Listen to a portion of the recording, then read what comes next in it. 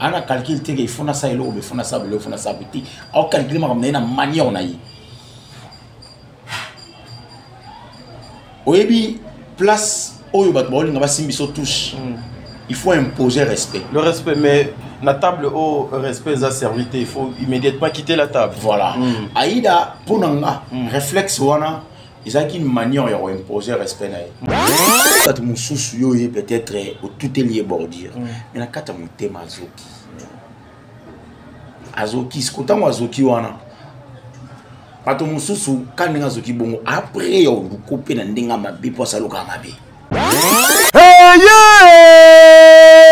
depuis année bandi oningisi nzoto te tala occasion yango yo olata obima osepela na temple ya artiste ya grande renommée o yebana ezali showbiz yaka convivre pe kofete 7 ans ya Bellevue TV o yezali cadeau signé Bellard Production andimi à offrir bino spectacle riche en couleurs le 29 mars oyo avec ba one man show oyo ba komema bino na niveau bolingaka bon retrouver ambiance bon retrouver bonne humeur oyo nanu bozwa quitté depuis début année avec ba one man show lokola décor ilonga Gladys Aïda, Maman Kalunga, Maman Moseka, Marie-Jeanne Bololé, Gesho Engange, sans oublier Yemoko Bellevue Kandi, Akozalawana, Pona Kosepelisa bino. Yo muto tuninga droit d'entrée, et ezali na $10 ya pamba, $30 pona ba place VIP, gagner temps, yo muto lingozo habillé, benga na ba numéro oyo, Okozala Mobimba. Yo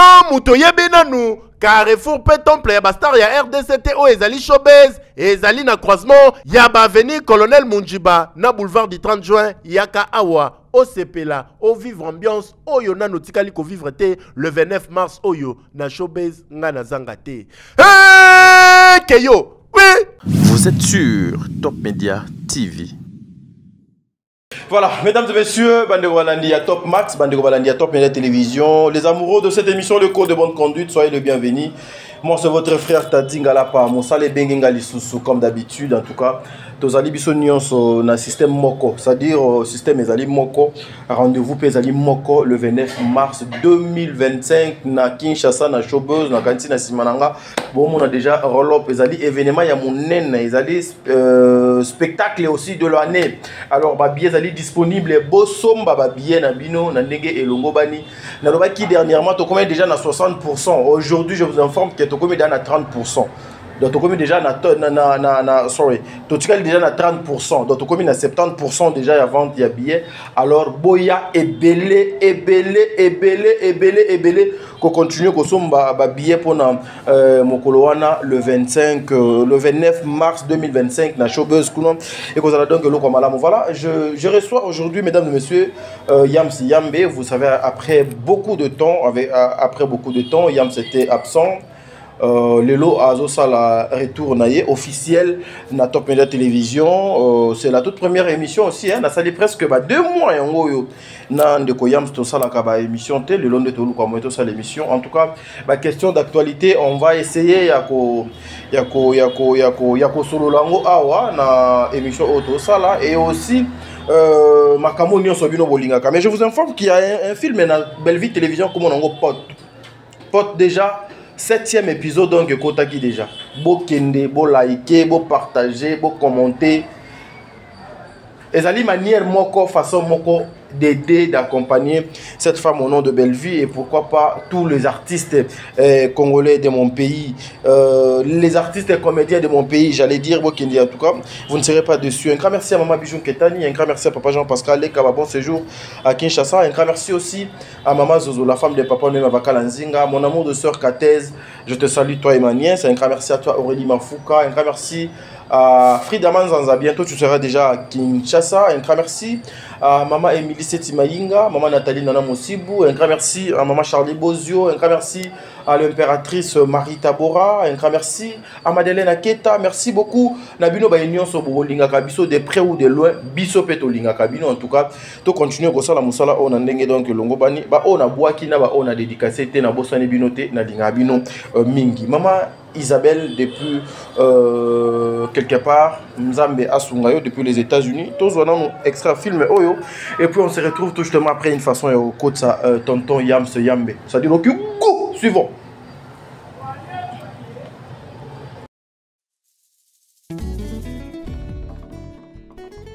Ah, yo pesa batumbo tete. Oh, est-ce que ngana ko sala bambotia? Oh, j'ai garçon le colon oza jamais. Mama biloko ngo mikangana na ena moti. Ngana tunio soki aza a servir ngambongo. Azali mais la sala ka boité donc so pe okuta ki toza na bateau ngo singa mbongo. Possible. Mais c'est pas possible. Il y a le téléphone T pour la faire dans la Gambela. Maintenant on a dit ignore mes appels. Yo dois ignorer ma peine en mal. Yo dois ignorer ma peine en mal. Mais je vais chasser tout le monde ici. Je vais chasser tout le monde.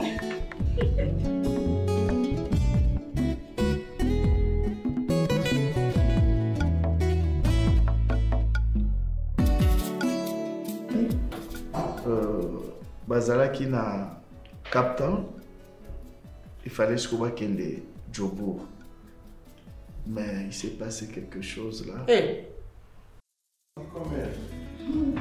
Kasoro! Mon bali là-bas. Kasoro! Gino! Ouais, mon frère. Oh mais les gars, c'est là. Non mais attends, c'est pas possible. on a flat choyo et ça lui perd tu bien gagné. C'est comme tout le corps on continue pour tirer pour à poani. Au longwe.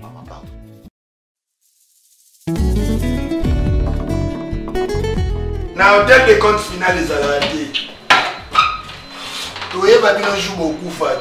Bata misala ba ya cha flair, bata hôtel ba. Toye ba na to toye ba bino. Yo musa obi, ngala famille. C'est ton ami. Mais je suis en train de parler, tu m'interromps pourquoi? Tu m'interromps pourquoi? Non mais je suis en train de parler. Mais c'est toi qui le reçois, c'est pas moi. N'a rappelé où charge ici là. Bouchon les ânes. Bouchon à la terrasse à wa. Terrasse à classe. Il y a ma grande dame. La souille c'est ça on va jouer ba fier qui va waouh. Maman, c'est nécessaire non ça musala yo pour la tanga c'est nécessaire. Donc il m'a dit que comme ça so bengi. Non mais je peux l'appeler une seconde. Madame, il y a une complication. Au moins, la femme, ça la tombe un peu sur la haut.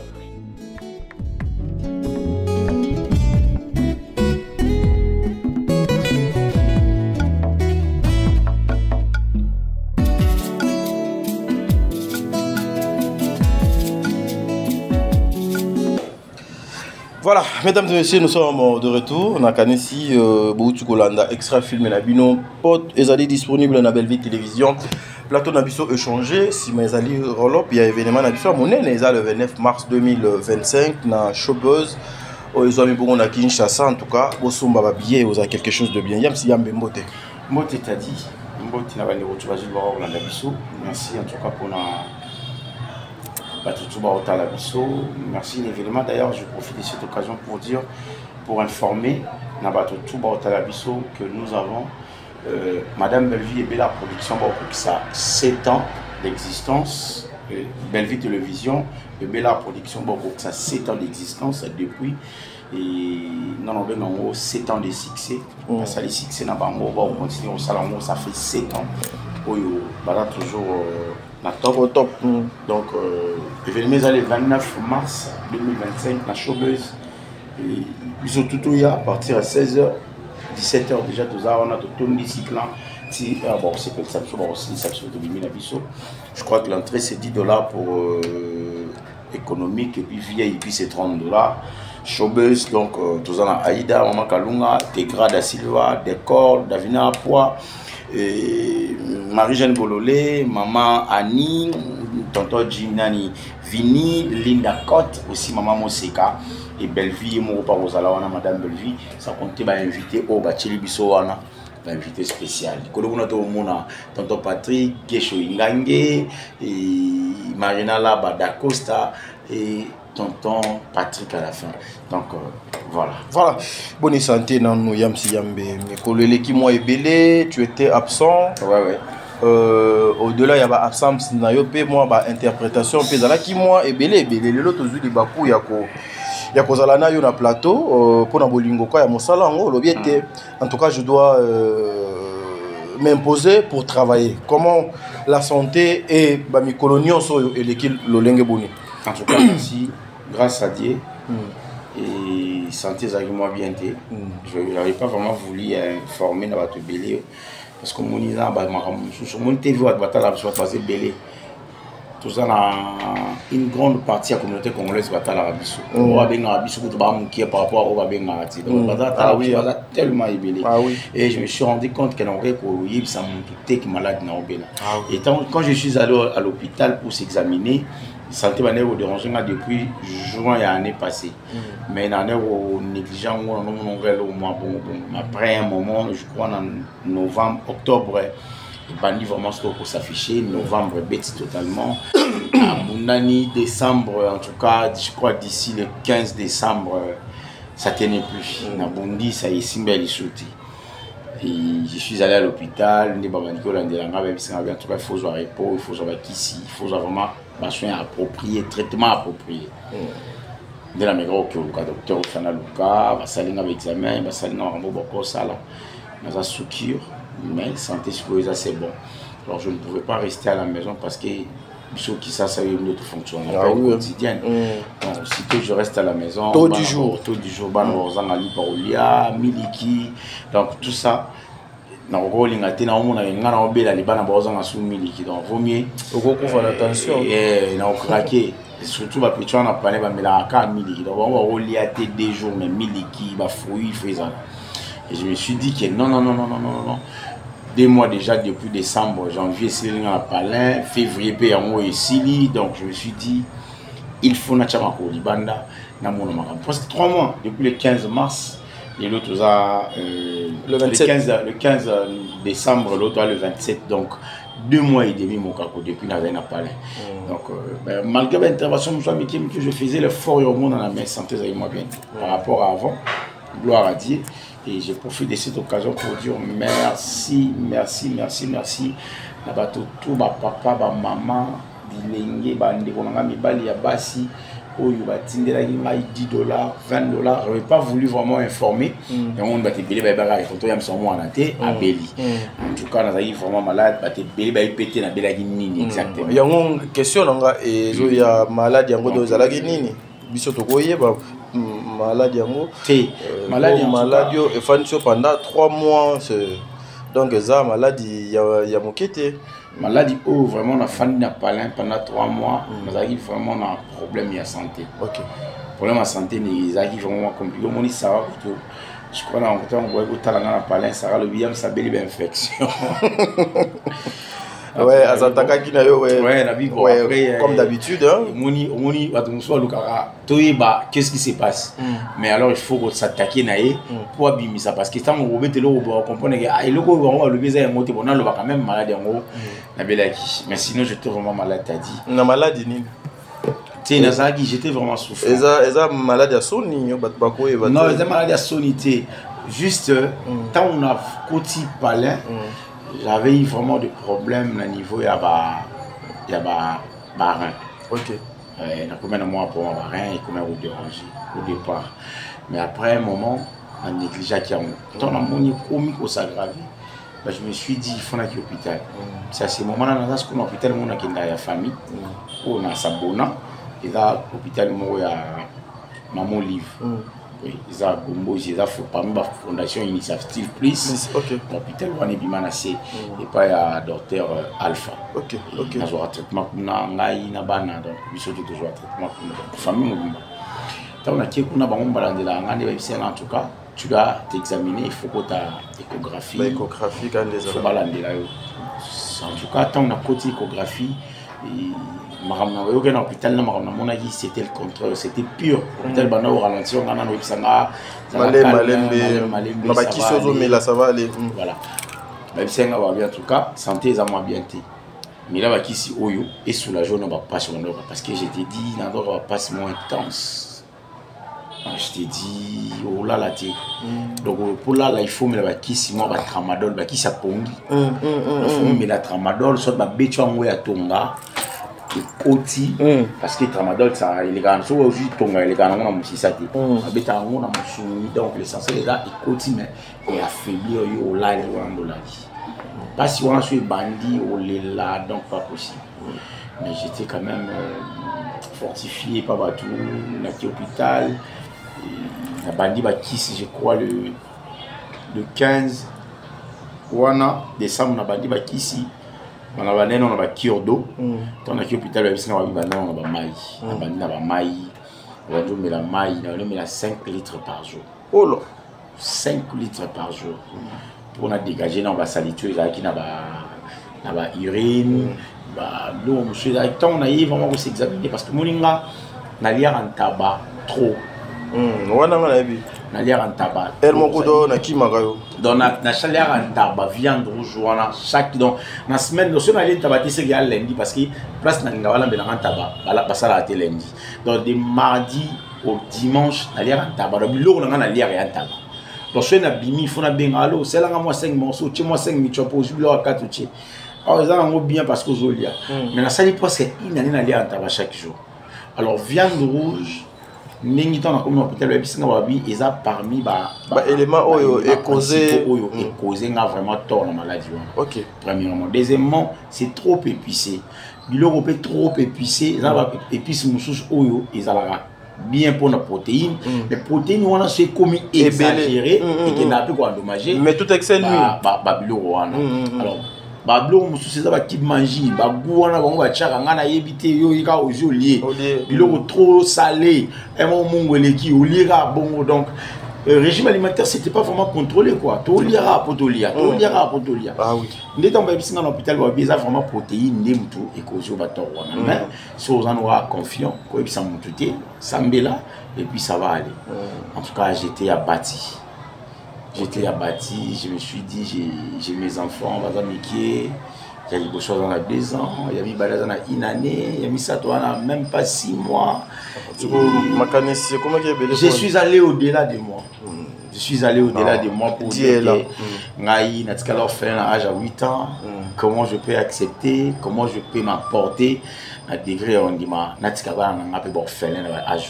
t'ai dit j'étais choqué abattu na bisio na kondi na bana kana kata chambre et ma deuxième fille Azara ma fille ma première fille mon deuxième enfant Azara en France et j'ai appelé sa maman na ici na bien en tout cas et je veux voir ma fille faire de ton mieux dans mon aïe parce que c'est une fille que j'ai et 2 garçons. Souvent dans ma vie, elle dit être un bon parent, être un bon papa devant mes enfants. Souvent dans ma casse, au moniteur, on a Sarah, sur la petite photo moi quand on a Adassa, na Brian, na papa Diego na Yemo, maman Sarah, photo on a MC Narabi, je vais voir ma fille Boye. Je veux réussir d'être un bon papa. Quand on a une photo ensemble, on a union sur Missa. Pour l'engagement, je me disais déjà, bon, il faut réparer avec certaines personnes parce qu'on ne sait pas demain ou après-demain quand je partirai. Je disais ça comme ça et ça est choquant. C'est-à-dire j'étais souffrant. Et tu sais, il m'a motivé parce que nous avons sœur même malade. Atikibana. Asa sœur on a foutu les panaïs pendant 8 ans. Donc pour moi comme une mère, elle est sous certes. Surtout pour la maladie. Et travailler tellement. J'ai aussi un ami, ton enfant dans ma tête, à Koufara Souka dans la maladie. Parce qu'on a été choqué dans la vie bon. Et là arrive dans ma vie.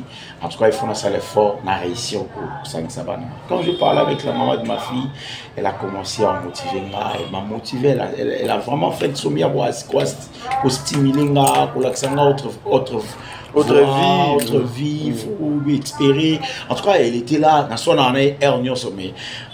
Dans un moment, on a tout ça dans la discuter, à comment soit bien, tu vois, on a bonne humeur, mais elle a aussi des problèmes. Maintenant, il faut régler.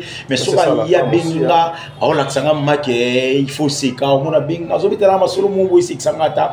En fait, il faut moi na seki. Et moi pour na seki, moi je suis dans le téléphone, na mundi, il faut entendre la talanga. Moi bon, je peux pas rester comme ça timide. Photo c'est canal, na se voyager. Après na il faut na se reposer.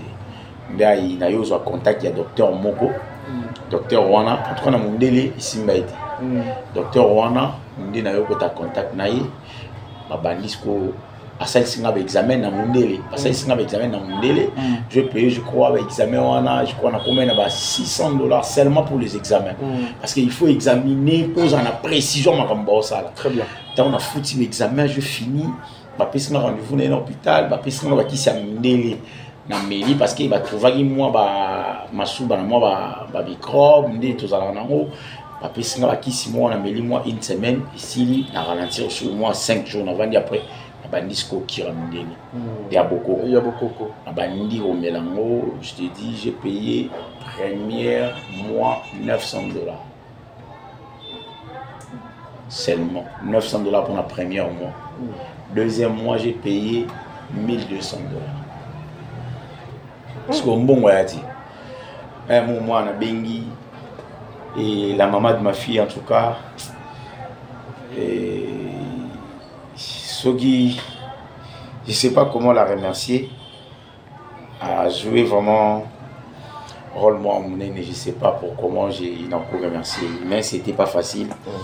On a eu quand même soin approprié après je crois par rapport à Ndingi Nazaki, n'a pas passé Nazaki nango, psycho vie est normal, qui scande mais là le temps je crois le 15 ans on va à l'hôpital qui est contrôle le 8 il y a mars qui est contrôle na côté échographie la telle étape ni to comme nango et puis ça élément nini banaki ko sala ete yo lo bapena que non le résultat oyo monganga pesinga ezali ya solo ce qui s'est manifesté en vous na kati nzoto na déjà ngamoko natala en fait, dans sa réforme, on contrôlera le régime alimentaire.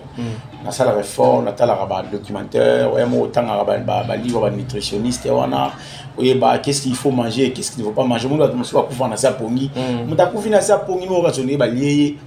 crise. Parce qu'on mélange et ça la toxique et bon mais on a évité. Donc on a malaise et ça tout déjà qui va tout poison mais dans poison tes habits logo muta mélange qui très bien il y a wana des mimi peut-être alors on a moi prudence wana tant à livre nutritionniste wana qu'est-ce qu'il faut manger, qu'est-ce qu'il faut mélanger, qu'est-ce qu'il ne faut pas mélanger parce que na mo bloc ba koko trop mais après un moment na romaki goyoka sol musuba et ça un moment passe. OK, après un moment tout à coup une semaine na suba Masuba et katani pendant une semaine et ce moment il a maïmé Masuba matin na remarqué on se goyo 3 jours après que non subaté toilette pe comme na moi passé comment ça lui m'a beau c'est à ce moment là si goyo on va comme tout na ba question OK hôpital parce que tant on a eu ka bongo na eu ka ba elo mi bali en fait parce na sima pandi on y pandi yango na se ya pandi na sima pasi so malgré ça nga bongo no me na nga masama vous na bien omeli na o tangawis pe pai non tangawis vraiment té mélanger na mongwa tangawis bablo na lia wana tangawis na lia na nga pe mais après so do subo mo suka mo bakuta masuba ici non après pasiwana masuba une semaine et demie nzoto comme masko nzoto komoko mapale na komoko ata na pakoli mafuta moni mabona ni ombo ni vani mafuta boy nzoto koma isu oche boy omona maba omona pemba ni za mamuta gratis nzoto oche pena omona pemba ebimi mame pakoli mafuta il y a même pas 30 minutes donc nzoto omila mafuta nzoto atikali sec donc on dirait pas possible dans longo quand je suis arrivé à l'hôpital les docteurs ils ont des symptômes ya boy mais à Zalaï a besoin à démoraliser. Singa il cause à la caillou urinaire. Ba caillou ils a peut-être ba protéines qui est bouché ma batio wana ma difficulté à nisa. Singa il y a possibilité il y a ko benda masuba obi. Mais dans un premier temps à combien nga ba kiso ko diminuer douleur na pesa nga. Tant on a meli yango na komi soulager. Na komi la zone ko suba normal. Singa zonga siko au sala d'examen. Tant on a qui au sala d'examen ndi bakani ba makamona nyoso. Donc ba symptômes za immobilier, ba fatigue et ba pasiwana. Déjà il faut en tout cas conseil aussi hein, so déjà biloko ba mungu trop liaka il faut tika ba biloko ba secret trop il faut tika ba masanga monde ba lobaka okomela verre ya whisky peut-être un sous 2 ou 3 jours après. En tout cas, ça doit vraiment être considérable. Chacun de nous a un organe. Chaque jour. Ah, les autres normal. Mais nous sommes à l'Amérique, 3 jours et créer pas problème. Voilà, merci. Là, c'était la part, il y a Bato Mokili.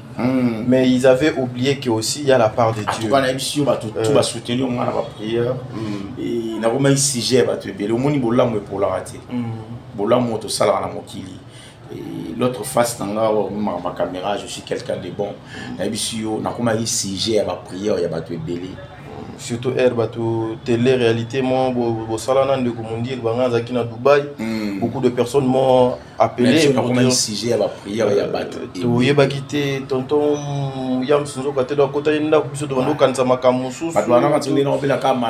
Alors je ne pouvais pas aussi s'exposer à la télé parce que tant on s'exposait, non pas seulement au y a la télé pour y ça tu vas sur mais tu ouvres encore certaines portes. Peut-être il y a ma baie, voilà.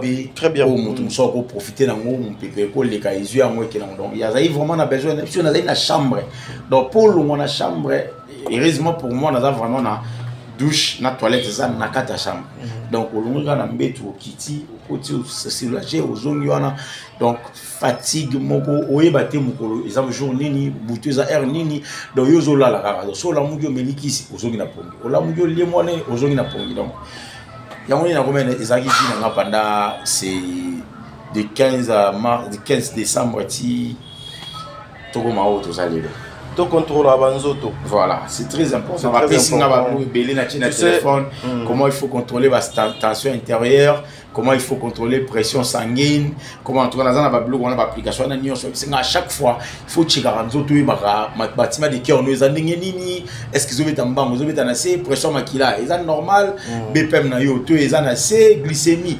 Tout ça donc bah tiens le docteur a tiens mon téléphone après si on a la limite il y a l'eau mouchuma rouler donc voilà merci beaucoup bandeko balani kanisi wana ezaki question ya o bandeko ebele batunaki lorsque nous beaucoup yamba tonto yams bon mais retourner la biso exactement qu'est-ce qui s'est passé en tout cas il y a Sylvia Ebaki Baza Ebaki Njo il y a Sylvie Njoli je crois la maman Chira Moisi non a été l'impératrice Marie Tabor appelle doit été. Maman Marie Tabor d'ailleurs je la salue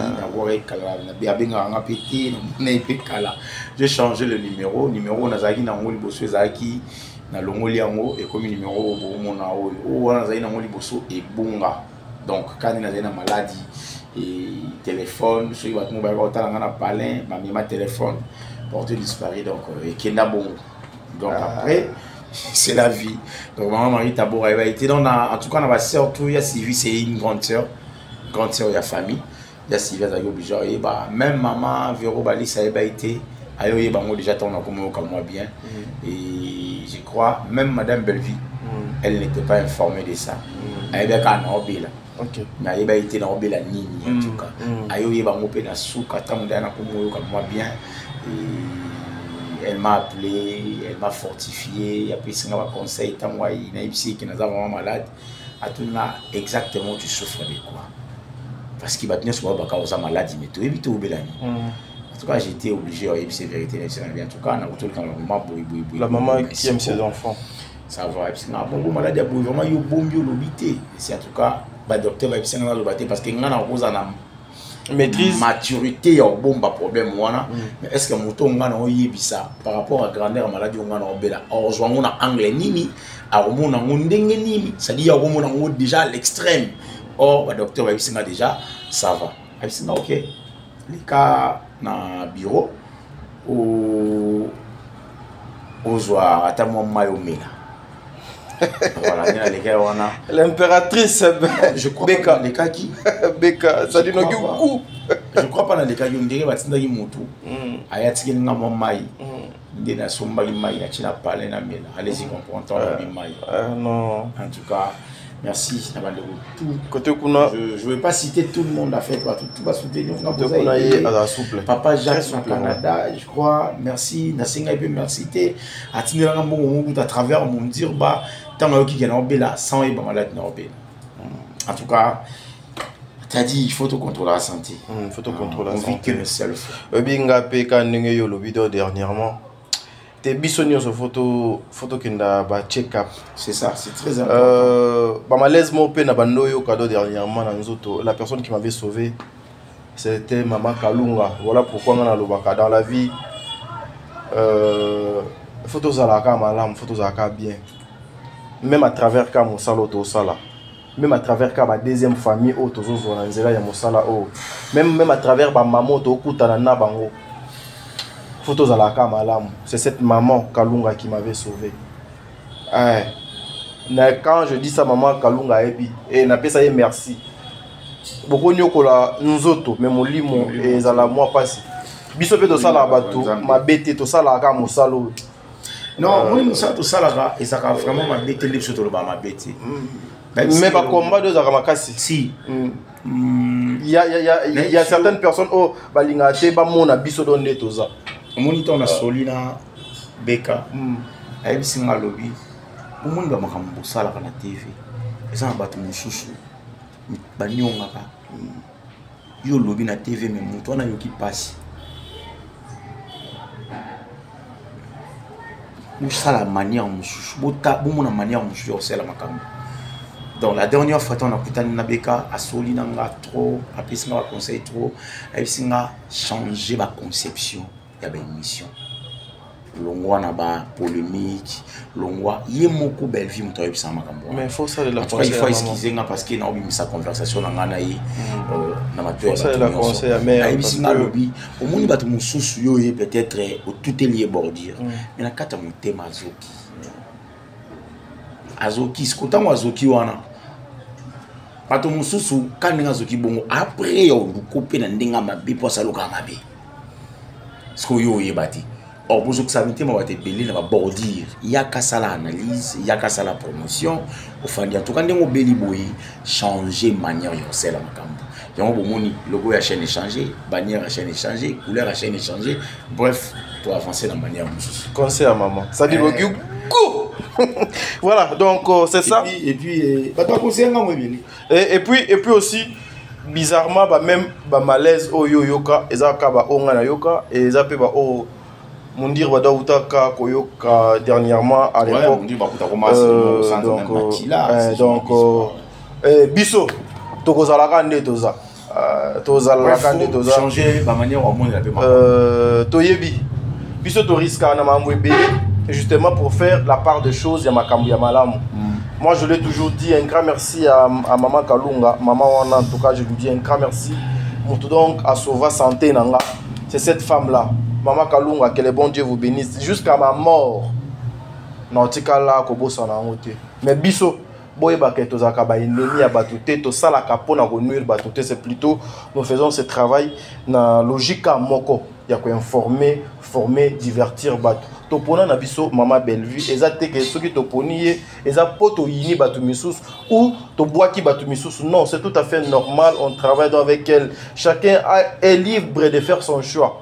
Donc voilà, merci. Ezaki entre parenthèses, moi tokota na ba détail wana ezate mes jours to kolobaka tokota na ba détail wana ebele na banda ko ba olela.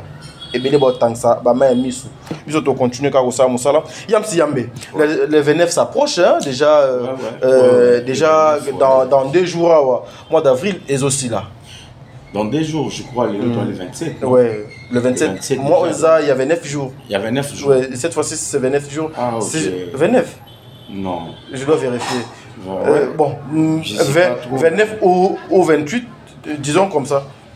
Bref, le 29 mars, Bandokoba y a ébélé, Mokbangé na spectacle Kozala. Très bien. Et Madame Belvie, en tout cas, a obéta showbuzz, donc la maison de production, et obéta salle Yamounene, na Kinshasa, la capitale. En tout cas, tout le monde, tout le Congolo, Balingara Belvie, Kandina, écriture na yena Brazzaville, donc quand ça déjà parti, il y a le 27, Boza Hotel, bateau route à Belgique, bateau route à Londres, où ils allaient spectacle à Moussouni, des Baoloba. Et là, bah fête moi Mickey donc spectacle les le 29 mars, bah papa bah maman tout procurer bah billet na biso tous à maman déjà parce que et aussi là sur les sili et vous avez so passe ya oluka comment bon vous avez so bah billet monsieur tout le bah billet à VIP c'est $30. Là, je crois que nous avons un VIP. Nous avons un VIP. Nous avons un VIP, donc nous sommes habillés dans un VIP. Nous avons pas billet. Je crois que nous avons un peu de balai, il faut pas Madame Belvie Mingi. Déjà, nous sommes dans un VIP, nous avons une place économique. Donc, on a un VIP. Donc, je calcule déjà comment chercher $100 où on a offre et puis. Très bien. Voilà. Yamsi Yambe, Zalika ba actualité, Zali na place publique. Aujourd'hui, Madame Aïda Oyoyebi, Azali Moko ya ba comédien, son évolution, parcours na théâtre na kanisi batubele, ba yebi même ses faibles commencements. Ce qui se passe aujourd'hui dans les réseaux sociaux, dans le sujet. Pensez-vous que Ezali n'a droit à Kozala? Il fallait Ezala donc Ezali ou à mériter ou donc Azo mérité. Déjà Aïda pour moi c'est une petite sœur, je la salis. C'est une petite sœur, c'est vraiment une petite sœur qu'on se connaît très bien, de près je dis bien. On se connaît très bien avec Aïda. Et carrière Aïda pour moi dans mon rango malobanaï.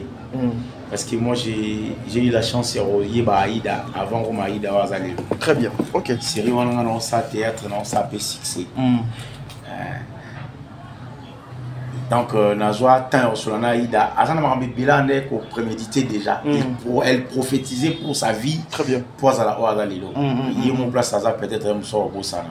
Tout ça on va place où na fandina yé personnellement boto sur la naïe et on est déjà pour signaler nga koyebisanga qui nga dans un star na mboko. Très bien. Donc il y a un événement pour la première fois dans mon azo presté malgré anol balanga makambwana mais na nota la yé muta théâtre nandenga au rêver et il faut et ça la mois passe mais na zalana yé na spectacle pour la première fois bienvenue Masamba a organisé événement moko ya ba femme veuve ya ba ancien comédien ya ba lokuli ya banani abetsaka match na spectacle na terrain kankar na yolo nazaki na Aïda tovandi pembeni boye nga na vandi ya vandi na kicho to solo to sika puis après un moment ali mon shooté oh baul ko ba sala shuni ya binga ngonini woman show en fait après quelques minutes ba pesi mutu mon micro on va appeler Aïda oh nga na baki na kumba Aïda te nga na baki na kumba ya Gladys Capilas na yebi yetu sola na ibongo taba bengi Aïda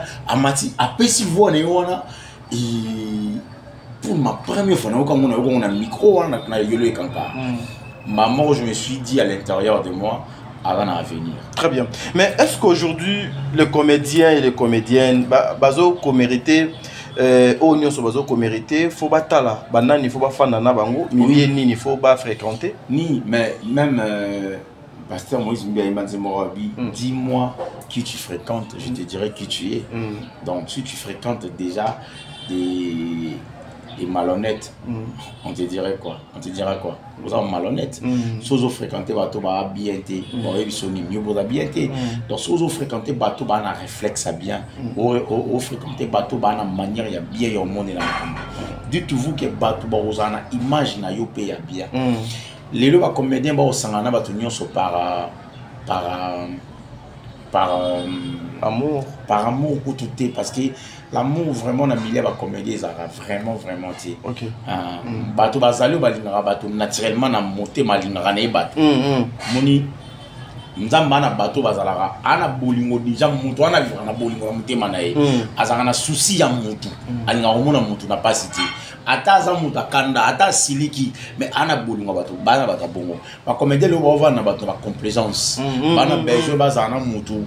Pona nazala nayi parce que ceux nazana yi et bato ba mona biso na ndenge mo boye mais à l'intérieur au fond et à Bongoti à l'intérieur au fond c'est pas la même chose ils ont même réalité ti ya moni lelo ba comédien ba kutana makambo très bien na kutana na ba comédien ebele na la réalité ebele ya moi ba tout peut savoir une chance. Tout peut savoir une chance. Voilà. Donc il faut choisir bien le milieu, il y a fréquentation, dans bateau, il faut pas fréquenter. En tout cas, c'est pour avoir respect.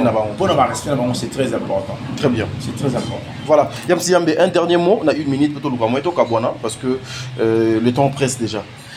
Moi, je dirais, personnellement, la Ligue Nanga Aïda. Et personnellement, en tout cas. Même à moi. Expression de bonne interprétation voilà Madame Aïda aujourd'hui c'est une dame déjà moi je peux moquer le lot j'ai poussé aujourd'hui c'est une femme c'est une femme hier aussi c'était une femme mais par rapport aujourd'hui c'est vraiment une femme entrepreneuse une femme d'affaires une femme battante aussi Madame Aïda dans la vidéo il y a alors oui, je remercie ma maman Belle-Vie. Vidéo on a l'année on vite fait. Na évité les années micro il y a jeune frère na Barési. Tant Nathalie on a vu mais pourquoi Barési a attaqué à monter parce qu'il s'est dit que comme moi Belle-Vie na le roi Ida ça qui est encore les quartiers. Mais je me suis rendu compte que Barési m'a filmé il y a Mozaïki Caleb Congo. Studio Android. Et personnellement, je dirais ceci à Aïda. Moi, je sais, Aïda a famille Libotate. Elle est comédienne. Mais, elle a un esprit, un sens de loyauté envers Madame Belle-Vie. Nayebi, Aïda n'a qu'un jour, elle est s'exprimer à la télé que Nanaza famille Libota. En aucun jour vidéo, on a su Isa va faire revenir en haut, mais je ne sais pas. Isati. Preuve, Aïda jouera partout. Partout, oui. Vous voyez, je me ressens, on a vu aussi la hauteur au sein de Bombacha. On va gagner Aïda là. Tu vois? Donc, c'est normal. Aïda reste une artiste professionnelle, indépendante. Elle fait, elle construit son carrière, on a manière à se construire en haut. On a calculé qu'il faut ça et l'eau, il faut ça, il faut ça. On a calculé la manière on a eu. Oyebi place oyo bat boli ngaba simbiso touche. Il faut imposer respect. Le respect, mais la table au respect a servité, il faut immédiatement quitter la table. Voilà. Aïda pour nanga réflexe wana ils ont une manière d'imposer respect parce que ce qui a l'obagi que je remercie ma maman Belle-Vie, ça dit bah que soit ma bêtise il y a nassim. Et belé. On comprend. Mais déjà imposé comme moi Belle-Vie et pas mon toit à finir Belle-Vie na micro et mon toit à finir Belle-Vie na remercier derrière mon bongo ça dit ça te fait down donc et quitte ici mon toit à simba micro pour à toute la question. Ok musikate. On comprend donc ok musikate. C'est-à-dire donc au finir mon tour moi personnellement, Aïda personnellement, elle sait que Barési a fini à Madame Belle-Vie. Malamorode, Mbalébélé, a fini à Mbalébélé. J'ai dit a fini à dépasser à langage. A fini à Madame Belle-Vie a dépassé à langage. A dépassé à qui au-delà. Mais Aïda pona kendena bando tout noté. To pona c'est la question te au moni Michou à Sali Boy to moni si la Sali pona peso espace wanati. Il faut na katono awa. Je remercie mon maman Belle-Vie. Déjà, il y a beaucoup de gens qui ont tout à moyen avancé sous Très bien. Si c'était à la place de Barési, parce qu'il est diminué, mais qu'est-ce qu'il fallait faire? Il fallait qu'il n'y ait pas Caleb Congo. Caleb Congo, le réalisateur indépendant, a monté une vidéo sans parti pris, ni vidéo. Parce que si mon colo vidéo, le bagi kata yango peut-être. Donc c'est que mon colo vidéo, il kata yango et les kabongo. Et les kabongo. Donc mon colo vidéo aussi était conscient. Ben oui. Jamais le réco les gars. Avant il l'aurait les gars. Écoute à YouTube. Mon colo il l'aurait né mon tozora. Il l'aurait talent. Et aussi les journalistes des fois ils allaient regarder Tiboué. Ceux qui ont un placement à se payer dans monter tout le bas monter. Ah ouais. Logo de les cater. Voilà. Il faut qu'attendre. Papa total va filmer banda. Total va filmer. Filmer bandit tout vendre monsieur madame Belvie a révisionné va film il faut pas. Elle m'a l'obité OT dans mon niveau faut pas bongisa va changer. Bengi ça bazo ici élément na labo monsieur va oser la mode dans 2-3 jours. A jouer élément mususu aya révisionner ngo a remplacer élément. Atiki on va bongisa. Atiki élément mususu. Très bien. Donc c'est pour dire que propriétaire il y a chaîne et propriétaire il y a vidéo elle est consciente parce que c'est une femme elle était consciente que vidéo oyo et koleka na bongo. Alors pour épée ça makambo faut kaka kotika kombo ya mama Belvie nakati. Voilà. Merci beaucoup Yamsi Yambe. Épée ça makambo et makambo makasi ezali le 29 mars. On est makambo événement de l'année après événement oyo madame Belvie déjà événement Mourouza dans 2 jours. Ouais, on n'a pas voulu qu'on puisse commenter ça. Événement Mourouza dans 2 jours. En tout cas, c'est interdiction formelle à qui que ce soit de commenter sur commenter sur Yamote parce que nous avons cet événement, déjà les événements Mounene, Toko Sangisa des événements Mounene dans Malamor. Très bien. Il faut commencer d'abord par l'événement Mounene, après Toko Yana. Donc, même au événement Mounene, Toana Ngola et ça la coulisse, na salle Mounene Peda Kinshasa, surtout Silisina Yango, Tozo la vidéo, to Bombi, Toyo diffusé après le 29 mars. Très bien. Donc, dans mon madame Belvie a un système à chat date. Madame, Nabi Sarabatu, Nabi Belvie a dit fallait à la Kofi. À la Kofi. Ça dit non, que nous avons une légende. Kofi, fallait à la Belvie, à la Belvie. Mais Azali a idée à Kofi, le roi légende de la musique et Afrique. Belvie a la légende de la théâtre. Voilà, c'est un peu ça dans l'IPM. Voilà, merci mesdames et messieurs. Nakanisi, c'est par ici que nous allons mettre fin à l'émission de Yamokolo Mwalelo. Tout ça à boulot. Rendez-vous le 29 mars na Showbuzz. Billets Ali $10. VIP est à $30. Point de vente, il y a billets Ali na Kimpwanza. Na Asosa, référence rond-point Kimpwanza. Au Touni Restaurant Bellevue. Deuxième point de vente, ils allaient juste un bel campus, na 8e rue Limité Industrielle. So Kekuna au Touni c'était Patrick. Troisième point de vente, na Bisseux Zali na Nyangwe. Na Nyangwe na Agnès Coiffure, juste en diagonale, na bar Oyodo qui na Sangonteke na Nteke. So Zana ozwa bien na yo na ndenge et Longobani. Somba billet et vous avez quelque chose de bien. Le Bekoleka Lelo. Merci beaucoup.